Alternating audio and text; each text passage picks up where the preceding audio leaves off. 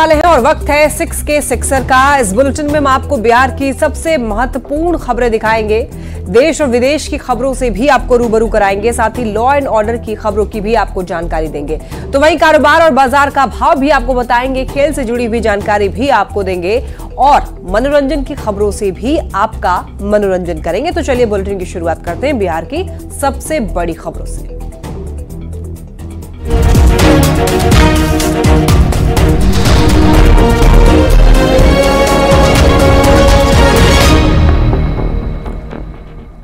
बिहार के पूर्व मुख्यमंत्री लालू प्रसाद के परिवार के बेहद करीबी पूर्व आरजेडी विधायक अरुण यादव के खिलाफ ईडी ने बड़ी कार्रवाई की है। केंद्रीय जांच एजेंसी ईडी ने मनी लॉन्ड्रिंग मामले में करीब 22 करोड़ की प्रॉपर्टी को जब्त किया है और इस प्रॉपर्टी की बाजार में कीमत 22 करोड़ से ज्यादा है। देखिए, अवैध खनन से जुड़े हुए मनी लॉन्ड्रिंग मामले में ये कार्रवाई हुई है।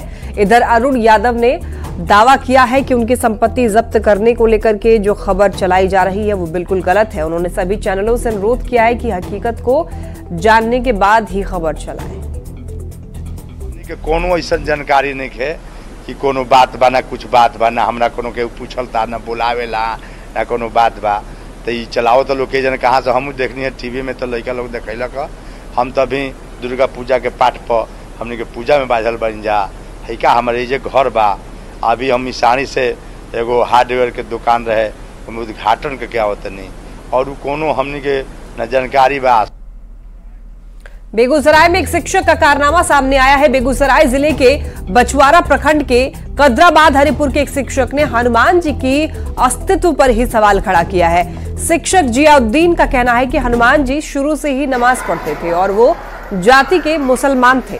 शिक्षक जियाउद्दीन ने क्लास 7 में पढ़ाई के दौरान ये बात कही और इस बात को जब छात्रों ने अपने अभिभावकों से कहा तो अभिभावक भी आक्रोशित हुए, स्कूल में जाकर हंगामा किया।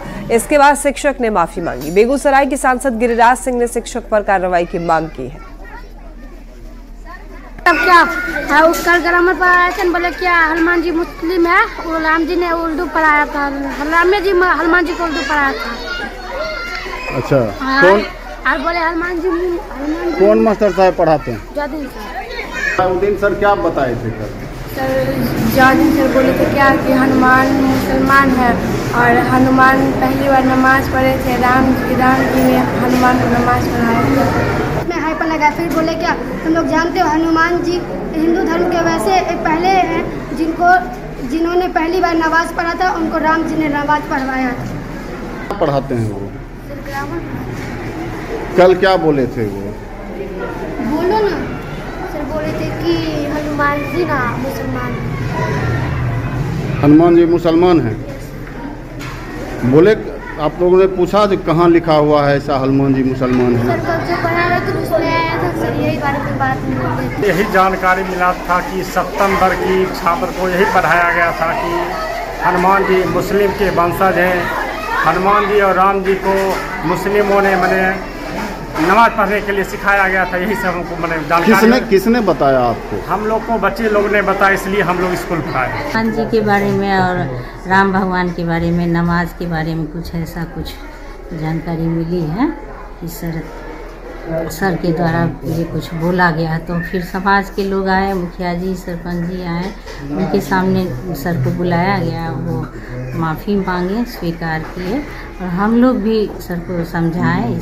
के माहौल को बिगाड़ने में हमारे संसदीय क्षेत्र बेगूसराय के बछवाड़ा के कादराबाद हरपुर में एक जियाउद्दीन शिक्षक ने जिस ढंग से बच्चों को 7वीं वर्ग के बच्चों को ये पढ़ा रहा है, जैसा कि बच्ची लोग स्कूल के बच्चे लोगों ने अपनी बयान दर्ज कराया कि हनुमान जी मुस्लिम थे, नमाज पढ़ रहे थे। ये मुझे लगता है ये एक साजिश है। माननीय मुख्यमंत्री से कहूंगा ऐसे शिक्षकों के ऊपर अविलंब कार्रवाई की जाए। अगर ऐसे शिक्षक रहेंगे समाज में विद्वेष फैलाएंगे और समाज को अब ऐसे शिक्षकों पर भरोसा नहीं है, न हिंदू समाज को। दरभंगा से दिल्ली और मुंबई के लिए उड़ान सेवा जल्द ही नागरिक उड्डयन मंत्री राममोहन नायडू से मांग की गई है और जल्द ही ये सेवा शुरू की जाएगी। देखिए, सांसद संजय झा ने नागरिक उड्डयन मंत्री से मांग की। इंडिगो के आवेदन पर उड़ान की अनुमति देने की मांग। इंडिगो ने आवेदन कर मंत्रालय से अनुमति मांगी है। दरभंगा एयरपोर्ट से इंडिगो 6A की उड़ान की अनुमति मिल गई। अगर सब कुछ ठीक रहा तो 1 दिसंबर से उड़ान सेवा शुरू होगी। संजय झा का ऐसा कहना है। दरभंगा से दिल्ली और मुंबई के लिए उड़ान सेवा शुरू होगी। जेडीयू के राष्ट्रीय कार्यकारी अध्यक्ष हैं संजय झा, जिन्होंने ये बात कही। और अभी इंडिगो ने 2 स्लॉट के लिए अप्लाई किया है सिविल एविएशन मिनिस्ट्री में। एक स्लॉट है कि डेली फ्लाइट दरभंगा से दिल्ली और एक स्लॉट है दरभंगा से मुंबई सप्ताह में 4 दिन। और हम लोगों ने आग्रह कल भी किया है जो मंत्री जी हैं उनसे कि दरभंगा में तो स्लॉट मिल जाएगा, लेकिन दिल्ली में टाइम मिलना या मुंबई में टाइम मिलना, वो टाइम दे दीजिए। आग्रह किया है। उनका जो रिक्वेस्ट है, उन्होंने टाइम वगैरह भी फिक्स करके सबमिट कर दिया मंत्रालय में। समय भी कितने बजे दिल्ली से दरभंगा आएगा और दरभंगा से दिल्ली जाएगा, इंडिगो ने सबमिट कर दिया है। और अगर उनका क्लियर हो गया तो 1 दिसंबर से ये फ्लाइट उड़ना शुरू हो जाएगा, जो मैंने कहा था। पालीगंज के निजरा उत्क्रमित मध्य विद्यालय में शिक्षक शिक्षिका से गांव वालों ने बदसलूकी की और उनको स्कूल के कमरे में बंद करके स्कूल में ताला लगा दिया। बता दें आपको, गांव वालों का आरोप है कि शिक्षक और शिक्षिका के बीच कई दिन से प्रेम प्रसंग चल रहा था और ग्रामीणों ने विरोध प्रदर्शन करते हुए दोनों शिक्षक शिक्षकों को बंधक बना करके प्रदर्शन किया। मौके पर पहुंची पुलिस शिक्षक और शिक्षिका को थाने ले गई और आगे की कार्रवाई में जुटी है।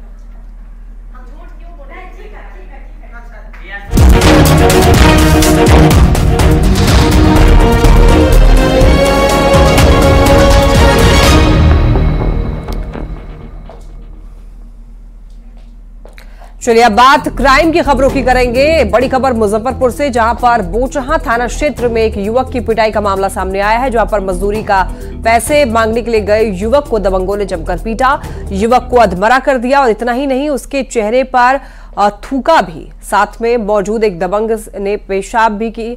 आपको बताते चले, इस पर कार्रवाई की बात की जा रही है, जिसका वीडियो जो है सोशल मीडिया पर देखिए अब वायरल हो रहा है। इसमें मुर्गी फार्म संचालक पिता पुत्र मजदूर की पिटाई करते हुए दिख रहे हैं। वीडियो में आप भी देख सकते हैं कि 2 लोग युवक को सड़क पर गिरा करके पीट रहे हैं। इस दौरान कुछ लोग सड़क किनारे खड़े होकर युवक को पीटता हुआ दिख रहा है। देखिए, मारपीट का ये जो वीडियो है वो 6 अक्टूबर का बताया जा रहा है। ये मामला बोचहां थाना क्षेत्र के चौपार मदन गांव का है। बोचहां थाना क्षेत्र के चौपार मदन गांव निवासी रिंकू मांझी ने थाना में दिए आवेदन में यह बताया कि वो करणपुर उत्तरी गांव में रमेश पटेल में मुर्गी फार्म में देखिए 2 दिन काम किया। इसके बाद काम करने के लिए कहीं और चला गया। इसके बाद संचालक ने 2 दिन की मजदूरी नहीं दी, साथ ही उसकी पिटाई भी की। 4 तारीख का मामला है। ये रिंकू मांझी जो दिहाड़ी का काम करते थे और रमेश पटेल जो कर्णपुर उत्तरी वार्ड नंबर 6 के थे, तो इनके यहाँ वो दिहाड़ी का काम करते थे। और ये 8 तारीख को ये सूचना मिली है थाने में, बोचहां थाने में। तो हम लोग वो मामला दर्ज कर लिए हैं 291/24 डेटेड 8/10/24 और अनुसंधान हो रहा है। इसमें प्रथम दृष्टया जो FIR है उसके हिसाब से ये कहा जा सकता है कि रमेश पटेल ने रिंकू मांझी को जाति सूचक शब्दों का प्रयोग करते हुए उन्होंने गाली गलौज किया है।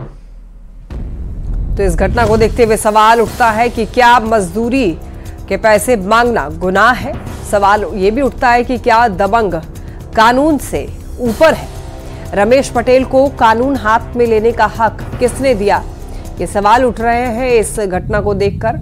सवाल ये भी कि रिंकू मांझी से अमानवीय व्यवहार क्यों हुआ, क्या इंसानियत मर चुकी है। पुलिस आरोपियों पर कार्रवाई कब तक करेगी। तो वीडियो में भी आप देख सकते हैं किस तरीके से यहाँ पर पीटते हुए देखा जा सकता है। 1998 में पूर्णिया और मधेपुरा बॉर्डर पर संतोष सिंह की फर्जी एनकाउंटर में पटना की सीबीआई कोर्ट ने 2 थाना प्रभारी को सजा सुनाई इस मामले में। और इस मामले में सीबीआई कोर्ट ने 26 साल बाद बड़ारा कोठी के तत्कालीन थाना प्रभारी मुखलाल पासवान और बिहारीगंज थाना के तत्कालीन थाना प्रभारी अरविंद कुमार झा को सजा सुनाई है। सीबीआई कोर्ट में बड़हरा थाना प्रभारी मुखलाल पासवान को आजीवन कारावास और 3 लाख जुर्माना के साथ में बिहारीगंज के तत्कालीन थाना प्रभारी अरविंद कुमार झा को 5 साल की सजा और 50,000 रुपए की जुर्माने की सजा सुनाई गई है। मुखलाल पासवान वर्तमान में इंस्पेक्टर से प्रमोट होकर के डीएसपी बन चुके हैं। मृतक संतोष सिंह के रिश्तेदार रुपौली विधायक शंकर सिंह, फुफेरा भाई रितेश सिंह और रिश्तेदार मुकेश सिंह ने यह कहा है कि 26 साल के बाद में मृतक संतोष सिंह के परिजनों को इंसाफ मिला है। इसके लिए उन्होंने कोर्ट को भी धन्यवाद दिया। पुलिस परिवार को न्याय मिला और उस समय आतंक का राज था, जंगल राज था लालू जी का समय में, तो उस समय निर्दोष आदमी का, गरीबों का हत्या नरसंहार होता है। उसी कड़ी में संतोष सिंह निर्दोष आदमी थे, आज तक एक भी केस मुकदमा में हुआ था। जो देश की विश्वसनीय संस्थान है सीबीआई, उनके द्वारा सजा सुनाई गई है, विशेष अदालत के द्वारा सजा सुनाई गई है। इसके लिए हम धन्यवाद देते हैं और सम्मान करते हैं कि 26 साल बाद ही न्याय मिला परिवार को। और जिस समय उसकी हत्या हुई थी उस समय उसके 2 छोटी छोटी बेटियां थी और उन दोनों बेटी की आज शादी हो गई है। लेकिन जरा सोचिए कि उनके परिवार के ऊपर क्या बीती होगी और उनका परिवार कैसे पालन पोषण किया होगा।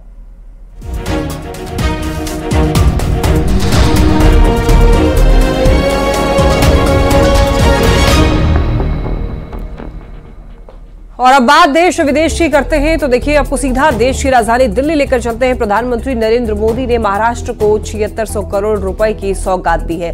वीडियो कॉन्फ्रेंसिंग के जरिए पीएम ने कई परियोजनाओं की आधारशिला रखी और इस कार्यक्रम को संबोधित करते हुए पीएम मोदी ने एक बार फिर कांग्रेस पर हमला बोला है। पीएम ने कहा है कि कांग्रेस दलितों के बीच झूठ फैलाने की कोशिश की है। कांग्रेस का पूरा इकोसिस्टम जनता को गुमराह करने में जुटा था, लेकिन हरियाणा में सारी साजिशें ध्वस्त हो गई।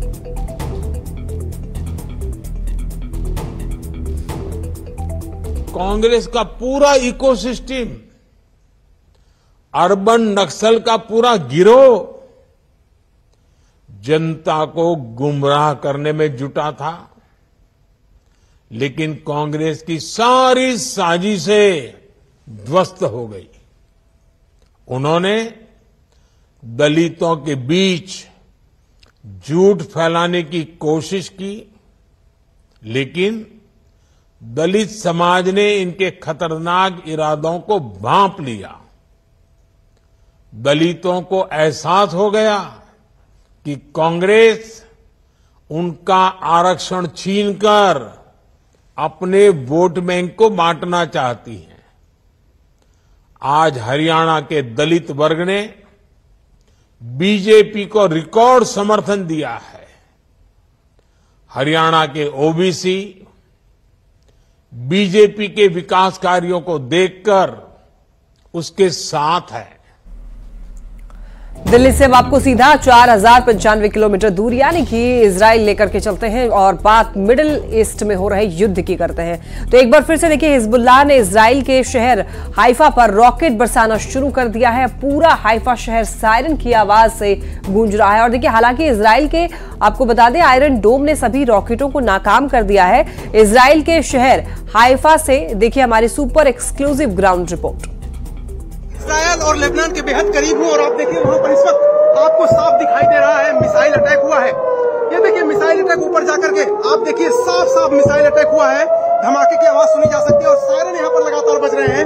यहाँ के लोगों को अलर्ट रहने के लिए कहा जा रहा है। दूसरा रॉकेट देखिए, ये देखिए दूसरा रॉकेट, ये देखिए दूसरा रॉकेट, तीसरा रॉकेट, चौथा रॉकेट, ये देखिए एक साथ कई रॉकेट के हमले, ये देखिए एक साथ कई रॉकेट के हमले हो रहे हैं।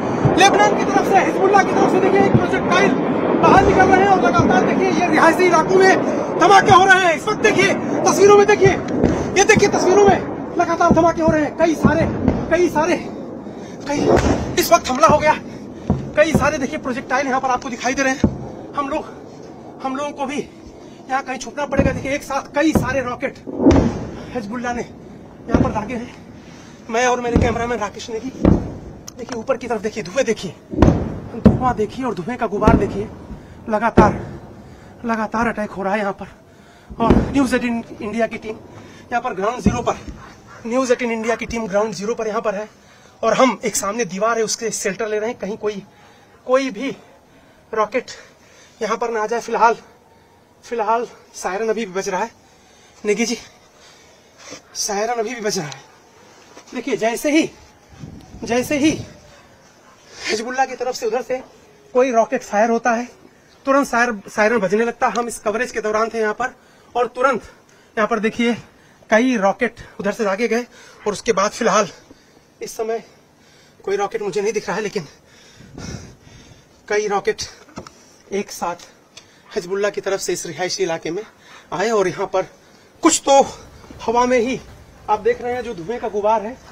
ज्यादातर जो रॉकेट्स हैं उनको आयरन डोम जो इजराइल का defence system, air defence system, उन्होंने इंटरसेप्ट किया।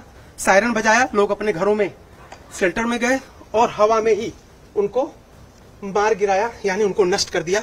आयरन डोम में सीधे देखिए न्यूज 18 इंडिया की ग्राउंड रिपोर्ट आपको सीधे दिखाया हमने कि किस तरह से लेबनान की तरफ से हिजबुल्लाह की तरफ से ये रॉकेट फायर किए गए थे और हवा में ही आयरन डोम ने उनको मार दिया। और ये देखिए जो निशान है ये आपको साफ दिखाई दे रहे हैं, जो धुआं है आयरन डोम ने जो नष्ट किया है हवा में ही इन प्रोजेक्टाइल्स को, वो साफ दिख रहा है। कैमरामैन राकेश नेगी के साथ Arun Singh, news 18 India, Israel Lebanon border.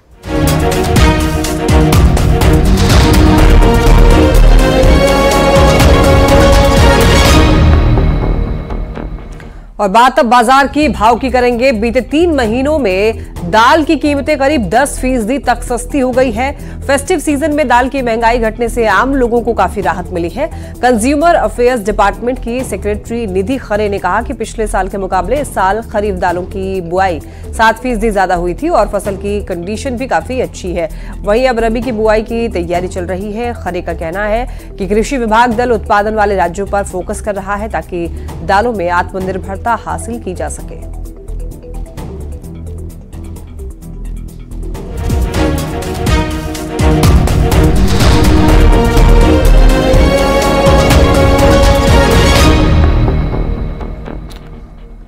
और बात अब खेल जगत से जुड़ी करते हैं। देखिए महिला T20 वर्ल्ड कप की बात कर लेते हैं। आज भारतीय टीम का मुकाबला श्रीलंका से होगा और ये टूर्नामेंट टीम इंडिया का तीसरा मैच होगा।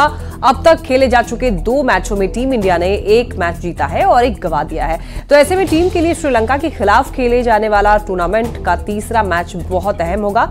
T20 वर्ल्ड कप में भारतीय वुमेन्स टीम श्रीलंका पर हावी रही है। वर्ल्ड कप में दोनों के बीच अब तक 5 मैच खेले गए हैं। इसमें भारत ने 4 और श्रीलंका ने 1 मैच जीता है। बता दें आपको आज का मुकाबला शाम 7:30 बजे से दुबई में खेला जाएगा।